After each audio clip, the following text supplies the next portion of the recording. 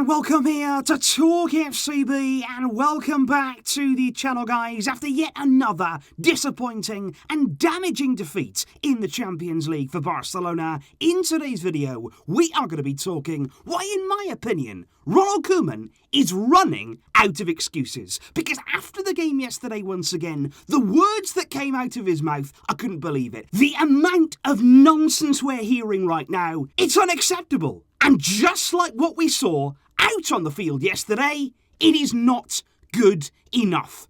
It's all coming up. Everything discussed. So let's do it. Because let me first of all start by once again saying what I said before the game, what I've said after the game in the match review, because honestly for me, it's not about losing here. If we're all being honest with ourselves going into this game, we knew we'd lose. We expected to lose to Bayern Munich. We prepared ourselves for that. But come on, if you're going to lose, if you're going to go out in that kind of way that we did last night, at least do it with some pride. At least go out fighting. At least actually give it a go and try and cause some sort of a threat. But we didn't. Never at any point in the game did we take the game to Bayern. Never at any point did this team seem to believe. And like I say, it was almost like before we even went out, there was a defeatist mindset. And that, for me, comes from the coach. Because if we start with the media reaction following last night's defeat and that performance against Bayern, MD there leading with the headline, very famous words, but harrowing words, it is what it is. With Sport, they're going for a much more striking cover with the headline, The Sad Reality, which sends home there a very powerful and honestly quite truthful message after what we saw in yesterday's game. And I want to start here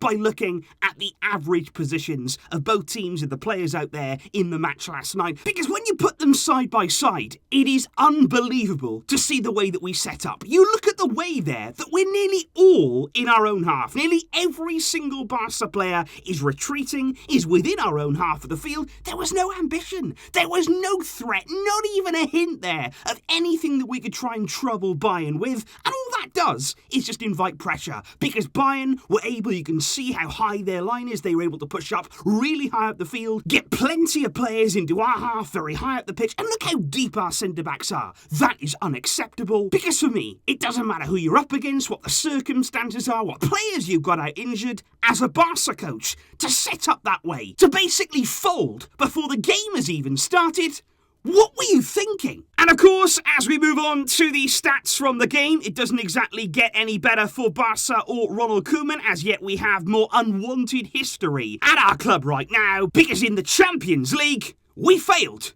to register a shot on target. And that says it all. It's not a surprise. We watched the entire game last night. We didn't even go close, really, to having a shot on target. The best sort of efforts we had came from long range or set pieces. We were not even close there to troubling Manuel Neuer. I heard a joke, actually, that at the Camp Nou last night, there was one more spectator in the crowd, and that was Manuel Neuer, because he was very much watching on as everything went on around him. And that's not even all either, because it's not just about this particular game. It's not just about here looking at what Bayern did to us, but Barca now have lost 3 consecutive home European games for the first time in our history. Last season in the group stage, remember, when we were battling there to top the group, we failed, losing 3-0 at home to Juventus. We then, of course, in the round of 16, met Paris Saint-Germain, where we lost by 4-1. And last night, it's the cherry on top of that trio, a 3-0 defeat with 0 shots on target. But as bad as all that was, and how difficult that was to actually endure as a Barcelona fan, things we've never really seen before. We're not used to our team playing like that and setting up in that way and having that sort of mindset in a big Champions League game. But what was actually worse for me was to hear our coach, that should be our leader, that should be the man fronting up and taking responsibility after a night like this, what he came out and said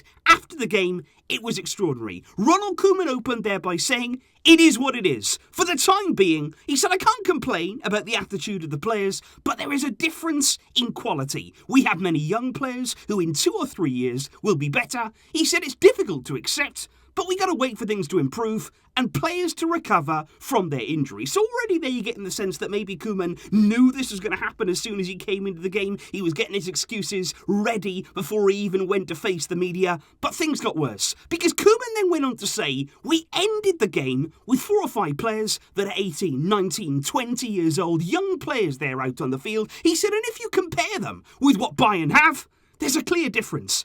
And that, for me, it's a joke. To come out and say that after the game, it is an absolute joke. Is that the only reason that he put those young players on at 2-0 down, the game was over? Was Koeman then thinking, okay, if I put Alejandro Balde on, if I put Gavi on, if I bring on Oscar Mingueza, then I can say, oh, well, they're all young players, what can I do? And I genuinely believe that's what he did. I honestly think that is why he brought on those young players, to actually help him in his excuses. But it's even more ridiculous, given the fact that when those young players came on, it was our best spell of the game. It was the best we played by a country mile in the 90 minutes, because they were fearless. They actually tried to take the game to Bayern. They tried to take a risk. And then for Koeman, after the game, to come out there and basically say, well, the team was just full of young players, what can we do? They weren't the problem. That is worrying to me, to hear Koeman there almost put the blame on those younger guys. It wasn't about them tonight. It was not about them, and it gets worse, because Koeman then went on to say, we know that Sergio Roberto is not a winger. He said playing one-on-one against Alphonso Davies, it's impossible. He said also, I just want to say, Jordi Alba was very ill before the game as well. He said Luc de Jong was playing his very first game tonight. He said we must be realistic. And that boggles my mind. Because Ronald Koeman is the only coach that I know that will make excuses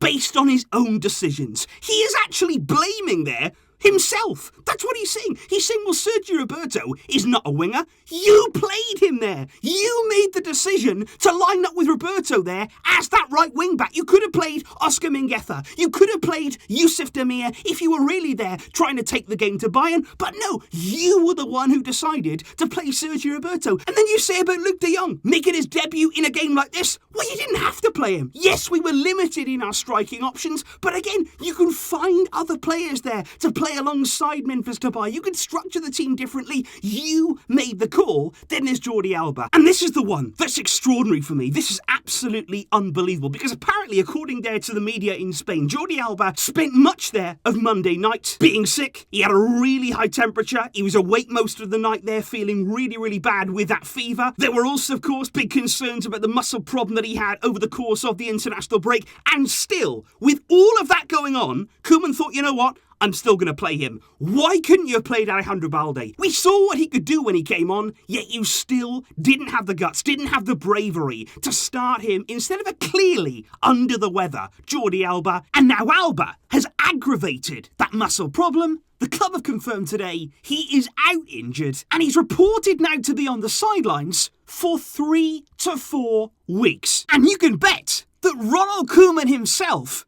will be the very first person to complain that he doesn't have Alba available now. And look, guys, I know what we're going through right now. I know that we have problems in the team. I know we got limitations. We are unlucky with injury problems. But it gets to the point now with me where when does all of that, when does the fact that we have so many of these issues start becoming a get out of jail free card for Ronald Koeman and therefore his players? Because Koeman, let's not forget, spent the entirety of last season calling it a transition. When we had Lionel Messi at our disposal, when we had players like Griezmann in the team, you still had Koeman saying, well, we're in transition, we can't expect much from this team. And even when we had the likes of Messi, we still lost every big game. Koeman still could not find a way to win big games last season. And when do those excuses start to run out? Because yes, Bayern are better. Yes, I would expect Bayern to beat us at the Camp Nou, and probably in the way they did. But I think when you're approaching games throughout this season, when we're facing teams that maybe have a few better players than us, maybe have a few less injuries than we do, you shouldn't need, I feel, to have a better squad than every single opponent that you play. You shouldn't need to have better players players everywhere to get the best result. You have to be able to compete regardless of what's at your disposal. Because there are countless examples. You look at Ajax back in 2019, what they achieved in the Champions League there with Erik ten Hag using that core of his squad to beat Real Madrid, to beat Juventus, to get out of a group with Bayern in it. Did they have the best players all over the field? No, but they got the best out of what they had. Even last year with Chelsea, Thomas Tuchel coming in there